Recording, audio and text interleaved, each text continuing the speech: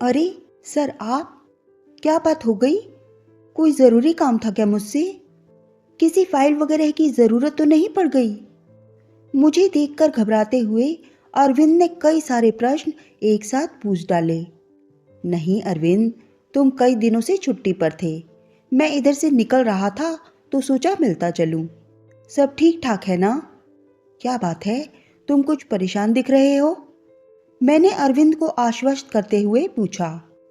दरअसल अरविंद को मैं उसकी ईमानदारी और उसके बहुत मेहनती होने की वजह से काफ़ी पसंद करता था। मेरी बात पर अरविंद परेशान स्वर में बोला, क्या बताऊं सर, मेरी पत्नी की अजीब बीमारी ने मुझे टेंशन में डाल दिया है। अब आपसे क्या छुपाना। डॉक्टर कहते हैं कि मेरी पत्नी डिप्रेशन की मरीज़ है। उसके जीवन में एक ऐसी घटना घटी है जिसने उसे बहुत बुरी तरह से प्रभावित किया है। तभी से उसके अंदर उदासी, निराशा, अपराध बोध और खुद के प्रति नफरत पैदा हो गई है।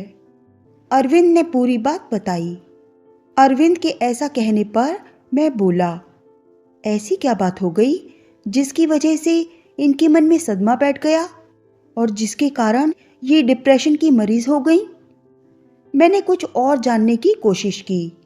सर, इनकी इस मानसिक स्थिति के लिए जिम्मेदार दुर्घटना को तो मैं जानता हूँ।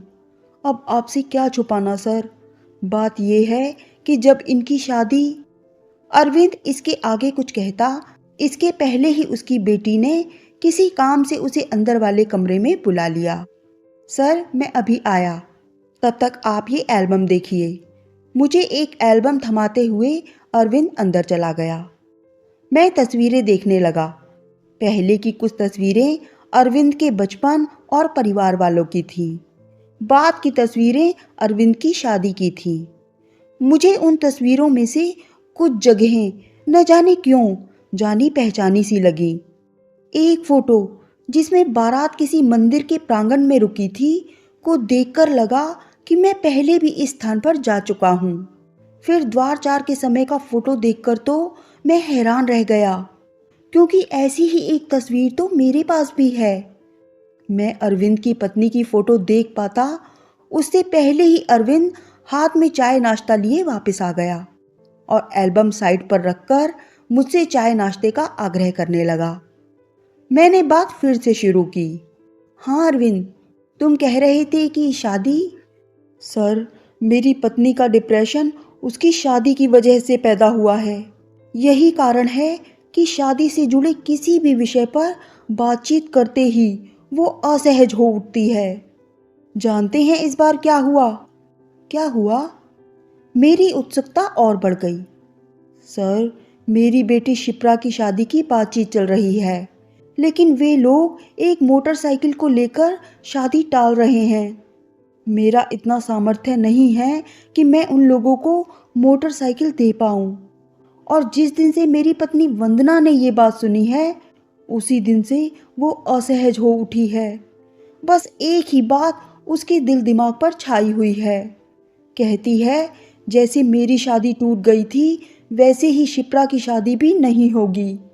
अरविंद की बात सुनकर मैं बोला, तुमने समझाने की कोशिश नहीं की?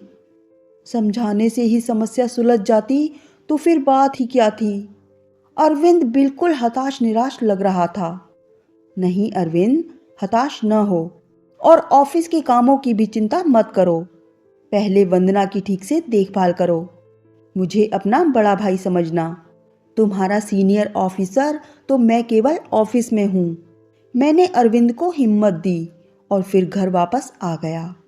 घर लौटा तो दिल में एक बेचैनी थी। अरविंद के विवाह स्थल की फोटो ने मुझे परेशान कर दिया था। मन में उठे संदेह की पुष्टि के लिए मैंने भी अपनी पुरानी तस्वीरों को निकाला, जो मेरे दुखद वैवाहिक जीवन की शुरुआत और अंत की मूक साक्षी थी। और मेरा संदेह सच में बदल गया, क्योंकि अरविंद की शादी की तस्वीरें ठीक उसी जगह की थीं जहां वर्षों पहले मैं भी दूल्हा बनकर गया था। लेकिन होनी को तो कुछ और ही मंजूर था। मैं उन तस्वीरों में डूबता चला गया और मेरे सामने आज से 24 साल पुराना दृश्य मानो फिर से जीवित हो उठा। द्वारचार के लिए मैं पीढ़े पर बैठा था। पंडित जी विविध मंत्रोच्चार किए जा रहे थे। रात 10 बजे वैवाहिक कार्यक्रमों के लिए दोनों पक्षों के लोग आंगन में जुटे थे। जब कन्यादान के लिए कन्या को बुलाए जाने की बात हुई तो एकाएक मेरे फूफा जी ने मेरे बाबूजी के कान में कुछ कहा और बाबूजी ने कार्यक्रम को बीच में ही रोककर कहा, चतुर्वेदी जी, शादी से पहले ही तय हुआ था कि मोटरसाइकिल भी उपहार में दी जाएगी, पर लगता है आप वो बात भूल रहे हैं। मेरे बाबूजी ने अपनी निर्लज्जता और लोभ दोनों एक साथ प्रकट कर दिए। शुक्ला जी, परिस्थितियों के कारण अभी कुछ नहीं कर पाया हूँ, लेकिन मैंने आपको वचन दिया है तो ज़रूर पूरा करूँगा। विश्वास कीजिए, गौने में मोटरसाइकिल ज़रूर दे दूँगा। कन्या के पिता ने अत्यंत ही दयनीय और कातर स्वर में अनुरोध किया, लेकिन मेरे बाबूजी अपनी ही जिद पर अड़े रहे। बात बढ़ती गई। मुझे आदेश दिया गया कि विवाह वेदी पर से उठकर बाहर आ जाओ। मैं हिचकिचाया। मैंने कुछ कहना चाहा, लेकिन उस सनक ने मानो बाबूजी को शैतान बना दिया था। जबरदस्ती मुझे मंडप से बाहर कर दिया गया। कन्या पक्ष की ओर से एक बार मान मनव्वल की कोशिश फिर से हुई, पर सब बेकार। बाबूजी ने आदेश दे दिया कि बारात वापस जाएगी। उनके इस अशोभनीय निर्णय के प्रति मैं ना जाने क्यों कोई विरोध प्रकट नहीं कर पाया। बारातियों ने खाना बीच में ही छोड़ दिया। तंबू कनात उखाड़े जाने लगे। बैंड वाले सहम कर ढोल नगाड़े समेटने लगे। लोग अपने अपने सामान समेटने लगे और पल भर में ही वहां का सारा दृश्य ही बदल गया। कहाँ तो मंगल गान, नाच गाना, खाना पीना, और कहाँ पल भर में ही हाहाकार। कन्या के पिताजी कभी मेरे पैरों पर तो कभी बाबूजी के पैरों पर अपना माथा पटकते रहे, लेकिन कोई परिणाम न निकला। मुझसे कहने लगे, बेटा तुम ही समझाओ अपने बाबूजी को, मैं अपना वचन ज़रूर पूरा करूँगा। मेरी इज्जत और लड़की के जीवन को इस तरह बर्बाद और अपमानित होने से बचा लो। मैं कुछ कहता इसके पहले ही मेरे बाबूजी ने गुस्सा होकर मुझे टोका। तय कर लो, किसकी इज्जत रखनी है, अपने बाप की या उसकी जो अभी तुम्हारा कुछ नहीं। मेरी इज्जत रखना चाहते हो तो चुपचाप जाकर कार में बैठो। मैं यंत्र चलित सा जाकर कार में बैठ गया। रात में ही बारात वापस लेकर बाबूजी यूं लौट रहे थे मानो कोई ताकतवर शासक किसी छोटे से राज्य को रौंदकर वापस जा रहा हो। वापसी की ये यात्रा मैंने घोर मानसिक पीड़ा में पूरी की। क्या होगा उस लड़की का? कौन शादी करेगा उससे? मुझे अपने ऊपर बहुत गुस्सा आ रहा था कि मैं अपने बाबूजी के इस अमानवीय निर्णय का विरोध क्यों नहीं कर सका। दिमाग में विचारों का ज्वार भाटा चल रहा था। मेरी कल्पना में अपनी वैवाहिक त्रासदी का एक एक दृश्य बार बार कौंधता रहता। सोचता था उस घर के लोगों पर क्या बीत रही होगी। मेरे बाबूजी के झूठे दंभ ने उस परिवार को इस प्रकार बेइज्जत किया कि एक निर्जीव मोटरसाइकिल की मांग को मनवाने की कोशिश में एक सजीव लड़की की मांग को सूनी ही छोड़ आए। क्या बीत रही होगी उस लड़की पर? कहीं वो आवेश में आकर आत्महत्या न कर बैठे। इस विचार मात्र से मैं सिहर उठा। एक बार सोचा कि मैं अकेले ही जाऊं और उसे अपनी पत्नी बना लाऊं, लेकिन अंतर्मन ने टोका। लोग क्या कहेंगे? बाप का ऐसा स्वाभिमान कि बेटे को विवाह मंडप से उठा ले गया और वहीं बेटा अब शादी करने आया है। ये तो थूक कर चाटने वाली बात हो गई। कहीं कन्या पक्ष के लोगों ने मुझे बेइज्जत कर वापस भेज दिया तो? रात को मुझसे खाना भी नहीं खाया गया। ये मनोदशा मानो मुझे पागल बनाए जा रही थी। मैंने अगले दिन ही वापस नौकरी पर जाने का फैसला कर लिया। चलते समय बाबूजी ने कहा, ठीक है जाओ बेटा, और हाँ निराश मत होना, तुम्हारे लिए बहुत अच्छे रिश्ते आएंगे।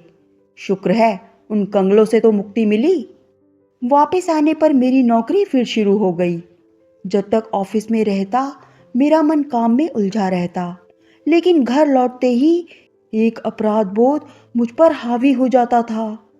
उस लड़की के प्रति हुए अपमान और अपराध के लिए मैं अब खुद को दोषी मानने लगा था। इसी मनोदशा में करीब 1 महीने बाद ही मेरे पास बाबूजी का फोन आया। वो बोले, बेटा 15 दिनों की छुट्टी लेकर आ जाओ, तुम्हारी शादी करीब करीब तय ही है, लेन देन भी शादी से पहले ही हो जाएगा, बस एक बार तुम लड़की को देख लो, जल्दी आ जाओ। बाबूजी के इन शब्दों ने मेरे सुलगते हुए जीवन में आहुति का काम किया। एकाएक मेरे अंदर का विद्रोही पौरुष उबल उठा और खूब सोच समझकर मैंने बाबूजी को विरोध का पत्र लिख ही डाला।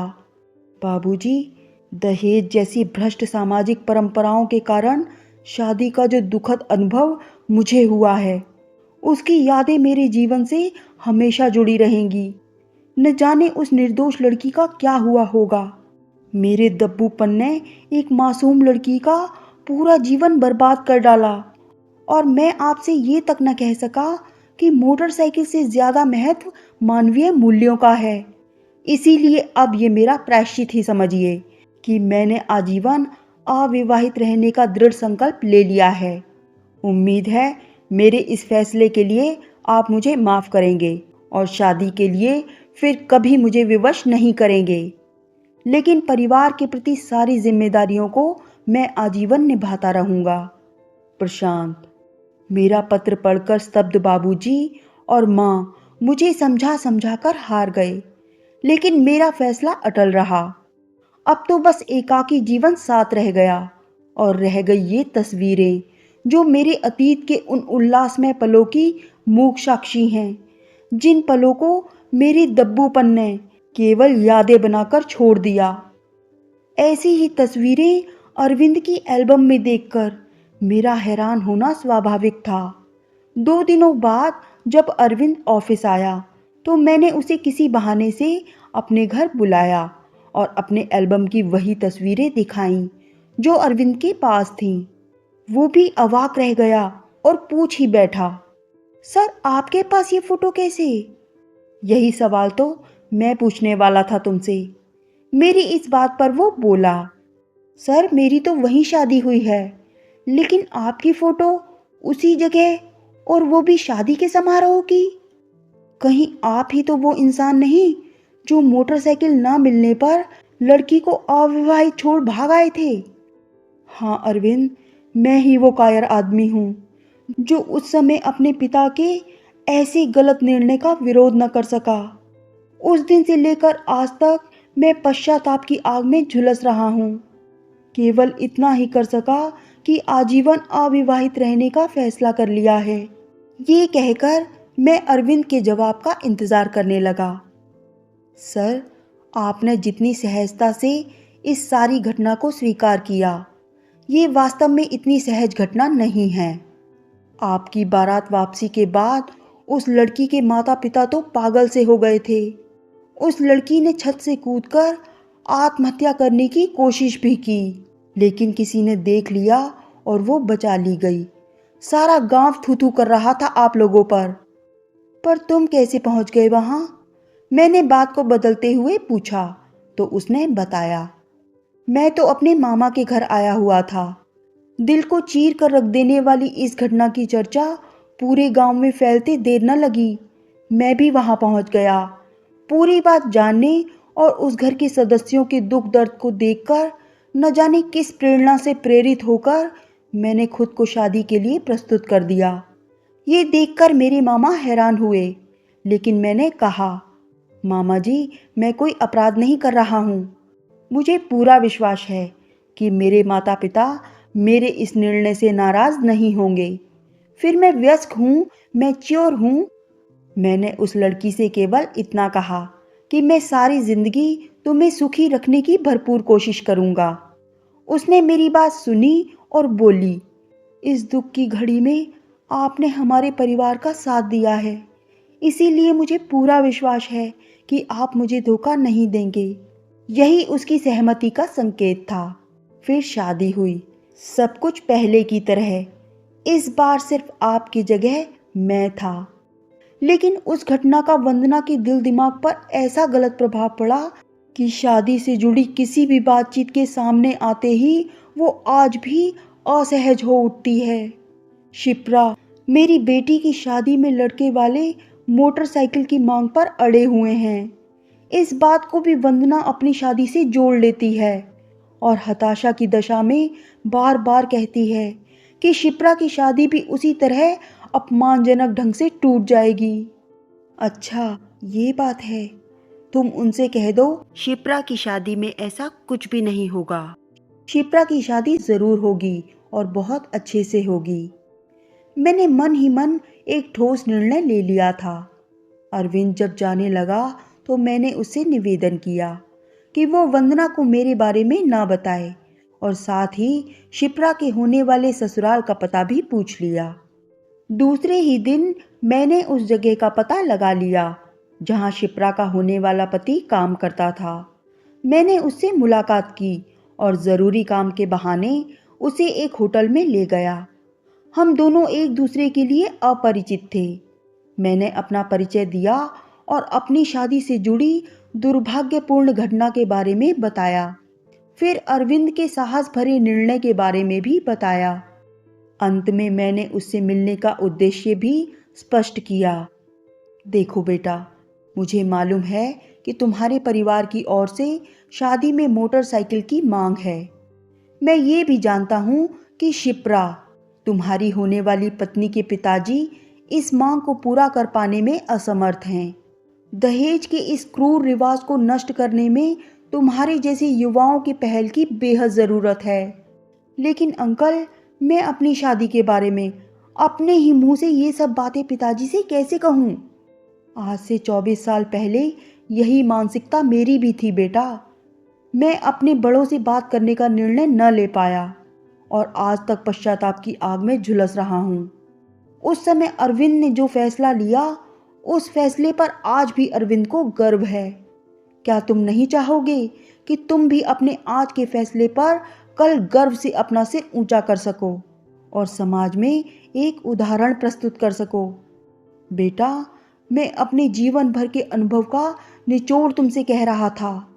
अपने पिताजी को समझाओ, और फिर भी तुम लोग मोटरसाइकिल का मोह नहीं छोड़ सकते तो मैं तुम्हें 1 लाख रुपये का चेक दिए जा रहा हूँ, खरीद लेना। ये मेरे लिए तो प्रायश्चित का एक अवसर है, लेकिन कभी कभी इंसान को पश्चाताप और प्रायश्चित करने का अवसर भी नहीं मिल पाता। कहीं मेरी तरह तुम्हें ईश्वर तुम्हारी मदद करे। कहते हुए मैंने उससे विदा ली। करीब सप्ताह भर मैं घोर असमंजस की स्थिति में रहा। क्या वो लड़का अपने बाबूजी को समझा सका होगा? क्या शिप्रा की शादी का अंजाम भी वंदना की तरह होगा? अनेकों सवाल जिनके कोई जवाब नहीं थे मेरे दिमाग में कौंधते रहे। एक दिन अचानक ही अरविंद बड़ा ही खुश होता हुआ मेरे घर आया। सर, चमत्कार हो गया। उन लोगों ने बिना किसी दहेज या उपहार के ही शादी करना स्वीकार कर लिया है। आज लड़के के पिता मुझसे खुद मिले और बोले, अब जल्दी से शादी की डेट निकलवाइए और शिप्रा बेटी को विदा कीजिए। अरविंद ने ये बात कहते कहते मुझे भी शादी का निमंत्रण कार्ड पकड़ाया और बोला, सर, शिप्रा आपकी भी बेटी है, इससे ज़्यादा मैं क्या कहूँ। वो मुझे निमंत्रित कर चला गया। शादी के दिन शिप्रा के ससुर जी ने अरविंद से पूछा, भाई साहब, आपके प्रशासनिक अधिकारी प्रशांत जी नहीं आए अब तक? मैंने बुलाया तो था, लेकिन आप उन्हें कैसे जानते हैं? अरविंद ने पूछा। इसलिए कि उन्होंने ही मेरी अंतरात्मा को जगाया। उन्होंने मेरे बेटे से मिलकर सारी घटनाएं बताईं और ये भी कहा कि अगर तुम्हारे पिताजी फिर भी अपनी मांग पर अड़े रहे तो ये 1 लाख रुपए का चेक उन्हें दे देना। मैं उन देवता समान इंसान से मिलकर उनका चेक वापस करना चाहता था और अपनी गलत मांग के लिए माफ़ी भी मांगना चाहता था।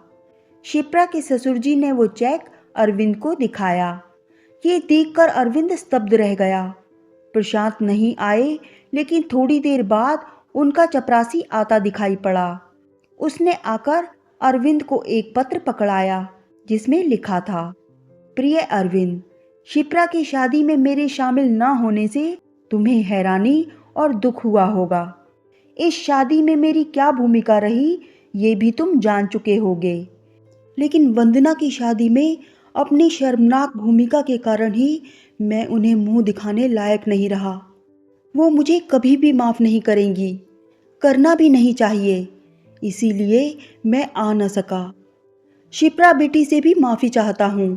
वो रुपये शिप्रा को मेरी ओर से उपहार स्वरूप दे देना।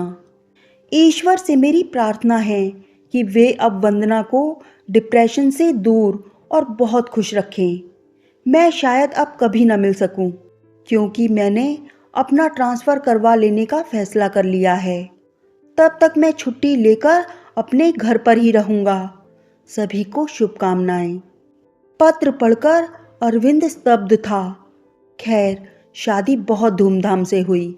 शिप्रा पराई हुई, लेकिन प्रशांत एकदम से पराए होते हुए भी अब अरविंद और वंदना के दिल में अपनी जगह बना चुके थे।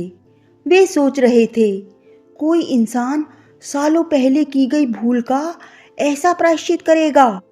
सचमुच पश्चाताप और प्रायश्चित की ये पराकाष्ठा थी।